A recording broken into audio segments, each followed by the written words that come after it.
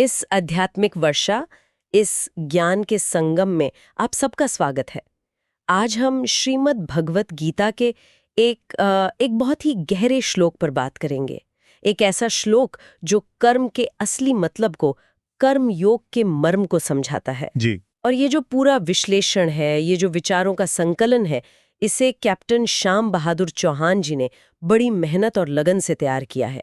उनका मकसद बस यही है कि हम जैसे साधकों तक, ये जो भी ज्ञान के प्यासे हैं, उन तक गीता का ये अनमोल प्रकाश पहुंचे। बिल्कुल सही कहा आपने, उनका प्रयास सराहनीय है। हाँ, और देखिए, ये कोई सिर्फ पुरानी बात नहीं है, कोई प्राचीन छंद भर नहीं है, बिल्कुल। बल्कि आज की जो ये तेज रफ्तार जिंदगी है ना, भागदौड़ वाली, तनाव भरी, उसके लिए ये एक सच्ची दवा की तरह है, एक गाइड की तरह। हाँ, बिल्कुल। तो आज हम कोशिश करेंगे कि इस श्लोक को कर्म ब्रह्मोद्भवम विद्धि, इसके अर्थ को परत दर परत खोलें, समझें और देखें कि अलग-अलग लोगों ने इसे कैसे समझाया है, और सबसे जरूरी कि ये ज्ञान आज हमारे जीवन में मानव कल्याण के लिए और खासकर हमारे घरों में, हमारी गृहिणियों के रोजमर्रा के जीवन में कैसे शांति और सार्थकता ला सकता है। आपने बिल्कुल सही दिशा दी है चर्चा को। हम बात कर रहे हैं गीता के तीसरे अध्याय कर्मयोग के 15वें श्लोक की। श्लोक है, कर्म ब्रह्मोद्भवम विद्धि ब्रह्माक्षर समुद्भवम तस्मात् सर्वगतम ब्रह्म नित्यम यज्ञ प्रतिष्ठितम। हाँ, अब अगर इसके एक एक शब्द को देखें, कर्म मतलब हमारा हर काम, हर क्रिया, ब्रह्मोद्भवम यानी ब्रह्म से उत्पन्न। यहां ब्रह्म का मतलब मुख्य रूप से वेद लिया गया है, वेदों से प्रेरित कर्म। अच्छा, वेद। हाँ, विद्धि मतलब जानो, समझो इसे। ब्रह्माक्षर समुद्भवम मतलब वो वेद यानी ब्रह्म अक्षर से उत्पन्न हुए हैं। अक्षर यानी अविनाशी परमात्मा, पर ब्रह्म। अविनाशी परमात्मा से। ठीक है, हाँ जी। तस्मात् यानी इसलिए, सर्वगतम ब्रह्म मतलब वो परमात्मा जो सब जगह है, सर्वव्यापी है। नित्यम हमेशा, सदा। यज्ञ यज्ञ में, और प्रतिष्ठितम मतलब स्थित है, समाया हुआ है। अच्छा, ये तो हुए शब्द, पर इसका सरल सा मतलब क्या हुआ जो आसानी से समझ आ जाए? बहुत आसान शब्दों में कहें तो भगवान कृष्ण अर्जुन से कह रहे हैं, अर्जुन ये समझ लो कि जितने भी करने योग्य कर्म हैं, कर्तव्य हैं, वो सब वेद से निकले हैं। और वेद कहाँ से आए? वो उस अविनाशी परमात्मा से प्रकट हुए हैं। इसीलिए वो परमात्मा जो कण कण में है, वो हमेशा यज्ञ में स्थित रहता है। यज्ञ, यहाँ यज्ञ का मतलब सिर्फ वो हवन वाला यज्ञ तो नहीं है ना? नहीं नहीं, बिल्कुल नहीं। यहाँ यज्ञ का मतलब बहुत बड़ा है। इसका मतलब है निष्काम भाव से, मतलब फल की इच्छा किए बिना सिर्फ अपना कर्तव्य समझकर जो भी अच्छे कर्म किए जाते हैं, वो सब यज्ञ हैं। अच्छा, मतलब अपना काम ठीक से करना भी यज्ञ है? बिल्कुल। तो गहरा संदेश ये है कि कर्म और ईश्वर अलग नहीं है। कर्म का सोर्स ईश्वर है, और ईश्वर खुद निष्काम कर्म में यानी यज्ञ में रहते हैं। इसलिए कर्म ही ईश्वर तक पहुंचने का सीधा रास्ता है। और ये बात कहने की जरूरत क्यों पड़ी कृष्ण को? अर्जुन की क्या हालत थी उस समय? क्या उलझन थी? देखिए, अर्जुन कुरुक्षेत्र में खड़े थे और उनके सामने उनके अपने लोग थे, गुरु थे, भाई थे। हाँ, बहुत बड़ी दुविधा थी। बहुत बड़ी। उनके मन में यही चल रहा था कि ये युद्ध, ये मार काट, ये कर्म, क्या ये सही है? क्या ऐसे काम करके घर परिवार की जिम्मेदारियां निभाते हुए भगवान मिल सकते हैं, या सब कुछ छोड़ना ही पड़ेगा? ये सवाल तो आज भी कई लोगों के मन में आता है। बिल्कुल। तो भगवान कृष्ण इसी उलझन को मिटाना चाहते थे। वो कह रहे थे कि कर्म छोड़ना हल नहीं है, कर्म को सही ढंग से करना, सही भाव से करना ही योग है। उन्होंने बताया कि कर्म का मूल स्रोत कौन है? स्वयं परमात्मा। कर्म वेद से, वेद अक्षर ब्रह्म यानी परमात्मा से, और वही परमात्मा जो फल की इच्छा नहीं रखता, वो ऐसे ही निष्काम कर्म में, यज्ञ में हमेशा मौजूद रहता है। तो कर्म से भागो मत। अपना जो हिस्सा है, अपना कर्तव्य, उसे फल की चिंता किए बिना पूरी लगन से करो। यही है असली कर्मयोग। तुम्हारा हक सिर्फ कर्म करने पर है, फल पर नहीं। चलिए, ये तो बहुत स्पष्ट हुआ, कर्म और परमात्मा जुड़े हुए हैं। लेकिन हमारी परंपरा में तो एक ही बात को कई तरह से समझाया जाता है। अलग अलग आचार्य, संत, उन्होंने इस श्लोक को कैसे देखा? हाँ, ये बहुत दिलचस्प है। जैसे आदि शंकराचार्य जी हैं, अद्वैत वेदांत वाले, वो ब्रह्म का अर्थ साफ तौर पर वेद लेते हैं। उनके अनुसार वेद परमात्मा की सांस की तरह हैं, हमेशा रहने वाले। सारे शास्त्र वाले कर्म वेद पर ही आधारित है। अच्छा। तो जब हम वेदों के अनुसार कर्म करते हैं तो हम एक तरह से परमात्मा की व्यवस्था को ही मान रहे होते हैं, उनकी मर्जी पूरी कर रहे होते हैं। और स्वामी विवेकानंद, उन्होंने तो कर्मयोग पर बहुत जोर दिया है, खासकर युवाओं को। बिल्कुल। स्वामी जी ने तो इससे अपना जो उनका सिद्धांत है ना, कर्म ही पूजा है, वर्क इज वर्शिप, उसका आधार माना। उनका कहना था कि अगर ये दुनिया, ये समाज, ये जीवन भगवान की ही रचना है, तो इसमें अपना जो भी काम है, जो कर्तव्य है, उसे पूरी ईमानदारी और निष्काम भाव से करना, वही भगवान की सच्ची पूजा है। हाँ, ये बात तो बहुत प्रेरणा देती है। उन्होंने युवाओं से कहा कि आलस छोड़ो, अपने लक्ष्य के लिए, चाहे वो पढ़ाई हो, देश सेवा हो या खुद का विकास, पूरी ताकत से कर्म करो, यही असली आध्यात्मिकता है। महाराष्ट्र के संत ज्ञानेश्वर महाराज जी ने भी तो इस पर ज्ञानेश्वरी में लिखा है। उनकी क्या दृष्टि थी? हाँ, संत ज्ञानेश्वर जी की दृष्टि थोड़ी अलग और बहुत सुंदर है। वो ब्रह्म को यहाँ सीधे परमात्मा, परम तत्व के अर्थ में लेते हैं। वो कहते हैं जैसे सूरज और उसकी रोशनी को अलग नहीं कर सकते, वैसे ही ब्रह्म और ये कर्म का संसार भी एक ही है। अच्छा, मतलब कर्म भी ब्रह्म का ही रूप है। हाँ, उसी की अभिव्यक्ति। इसलिए अगर हम कर्तापन के भाव से, मतलब मैं कर रहा हूं, इस अहंकार से और फल की इच्छा से मुक्त होकर कर्म करें, तो कर्म करते हुए भी हम असल में ब्रह्म में ही स्थित रहते हैं। फिर कर्म बांधता नहीं, मुक्ति दिलाता है। इसी तरह स्वामी अड़गानंद जी महाराज, जिन्होंने यथार्थ गीता लिखी है, वो एक और नुक्ते पर ध्यान दिलाते हैं। वो ब्रह्म अक्षर समुद्भवम में ब्रह्म को वेद और अक्षर को परमात्मा या ओम प्रणव मानते हैं। ओम, अच्छा। हाँ, उनका कहना है कि सृष्टि का मूल नाद ओम है, उसी से वेद और कर्म निकले। इसलिए वो कहते हैं कि हर काम शुरू करने से पहले ईश्वर का नाम लो, गुरु का ध्यान करो या ओम बोलो। इससे कर्ता का भाव शुद्ध रहता है और कर्म बांधता नहीं।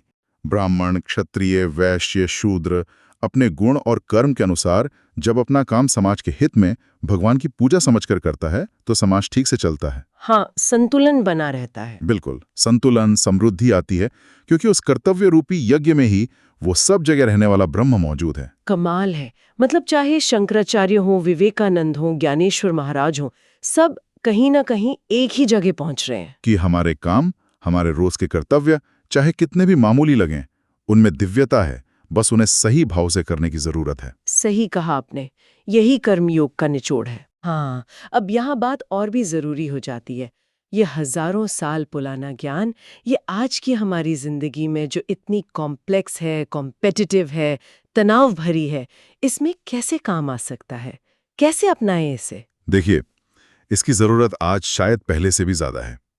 अगर हम दिमागी तौर पे देखें, तो गीता का ये जो मूल मंत्र है, कर्म करो, फल की चिंता मत करो, ये आज की दुनिया में जो चिंता है, स्ट्रेस है, भविष्य का डर है, उससे निकलने का सबसे ताकतवर तरीका है।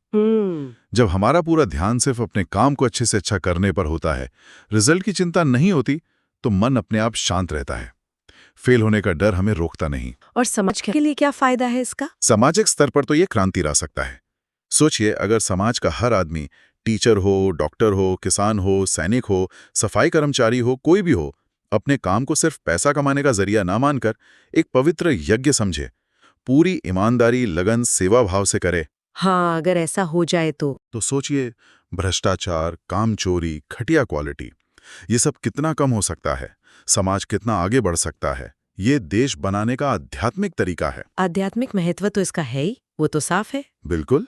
ये श्लोक इस गलतफहमी को दूर करता है कि भगवान को पाने के लिए घर-बार छोड़ना पड़ेगा, जिम्मेदारियों से भागना पड़ेगा। नहीं, ये गृहस्थ जीवन की इज्जत को बढ़ाता है।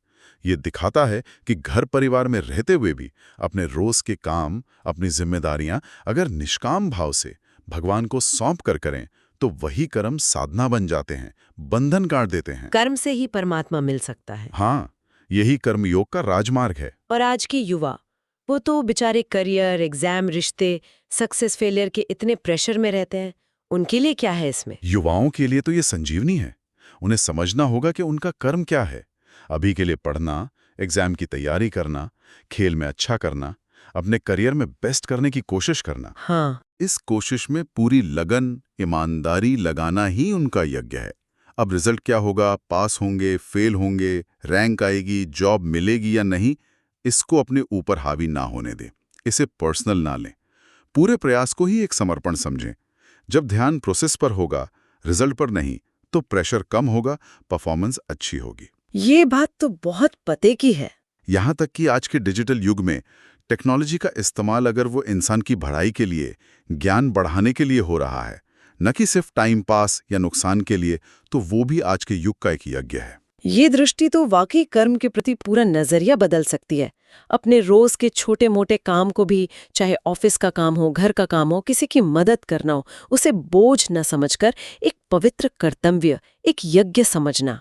इससे तो काम का बोझ भी हल्का लगेगा और शायद मजा भी आने लगे। बिल्कुल, नीरसता खत्म हो जाती है। था स्रोत में इस बात पर खास जोर है कि ये कर्मयोग का सिद्धांत परिवार के अंदर और खासकर घर की महिलाओं के लिए, हमारी माताओं, बहनों, पत्नियों के जीवन में कितना गहरा उतरता है और उनके लिए कितना महत्वपूर्ण है, इस पर जरा और रोशनी डालिए।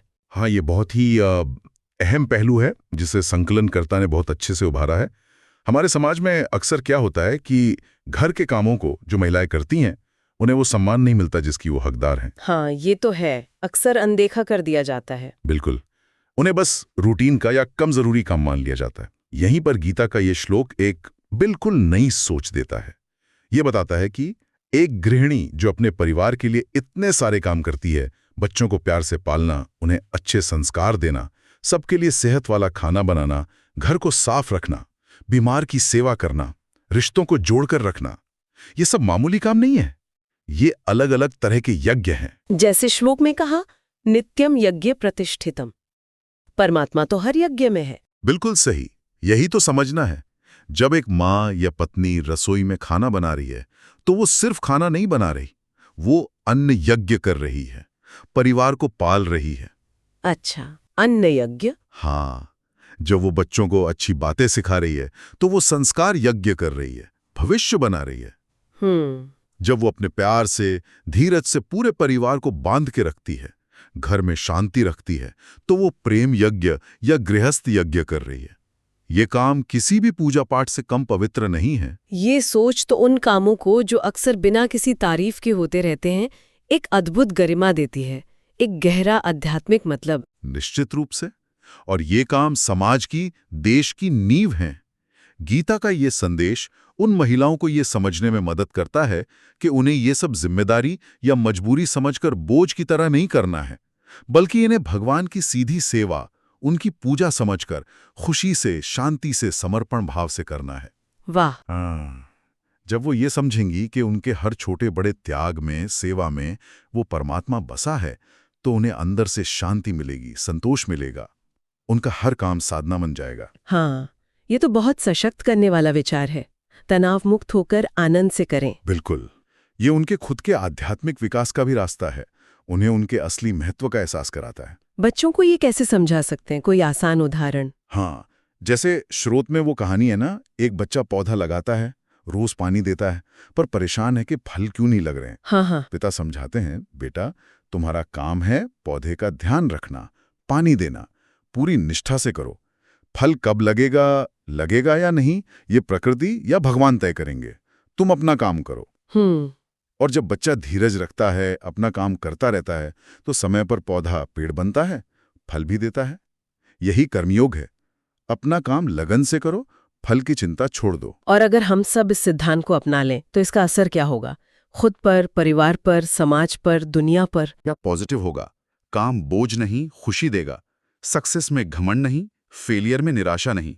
और परिवार पर? परिवार में जब हर कोई अपना कर्तव्य, चाहे कमाना हो, घर संभालना हो, बच्चों को देखना हो, बड़ों की सेवा हो, पूरी निष्ठा, प्यार और समर्पण से करेगा, तो झगड़े कम होंगे, शांति बढ़ेगी, सहयोग बढ़ेगा, घर सच में स्वर्ग बन सकता है। बिल्कुल। और जब परिवार मजबूत होंगे, तो समाज और देश अपने आप मजबूत होंगे। सोचिए, अगर हर नागरिक, हर कर्मचारी, हर नेता अपनी जिम्मेदारी ईमानदारी से, यज्ञ भावना से निभाए, तो देश कहां से कहां पहुंच जाएगा। भ्रष्टाचार खत्म होगा, तरक्की होगी। हाँ, और शायद दुनिया में भी शांति बढ़े। बिल्कुल, विश्व शांति का रास्ता भी यहीं से निकलता है। तो फिर इस पूरी चर्चा का, इस श्लोक के मंथन का सार क्या है? निचोड़ क्या है? सार बहुत साफ है, सीधा है, पर बहुत गहरा है। कर्म ही जीवन है। कर्म ही भगवान तक पहुंचने का पुल है। परमात्मा कर्म से अलग नहीं, अच्छे कर्म में ही बसे हैं।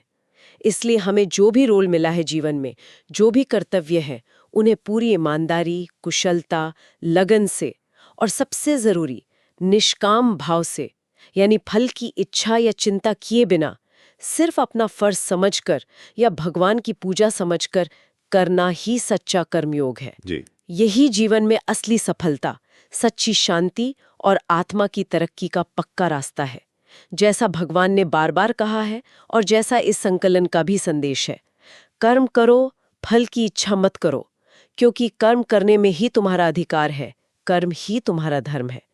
और हम एक बार फिर कैप्टन श्याम बहादुर चौहान जी के आभारी हैं कि उन्होंने इतने सुंदर तरीके से ये ज्ञान संकलित किया और सबके साथ बांटा, जिससे आज हम ये चर्चा कर पाएं। बिल्कुल, उनका प्रयास बहुत मूल्यवान है।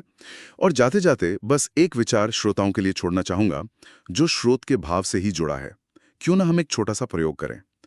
कल या आज ही अपना कोई भी एक बिल्कुल मामूली सा रोज का काम चुनें, जैसे सुबह उठकर बिस्तर ठीक करना, गाड़ी साफ करना, ऑफिस में अपनी डेस्क ठीक करना या किसी के लिए एक कप चाय बनाना।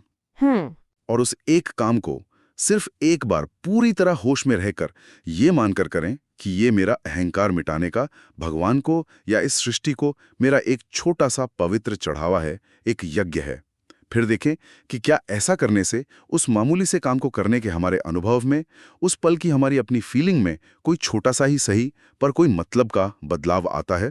एक गहरा सवाल, सोचने के लिए भी और शायद करके देखने के लिए भी। इसी विचार के साथ हम आज के इस ज्ञान वर्षा को यहीं रोकते हैं। हरि ओम तत्सत।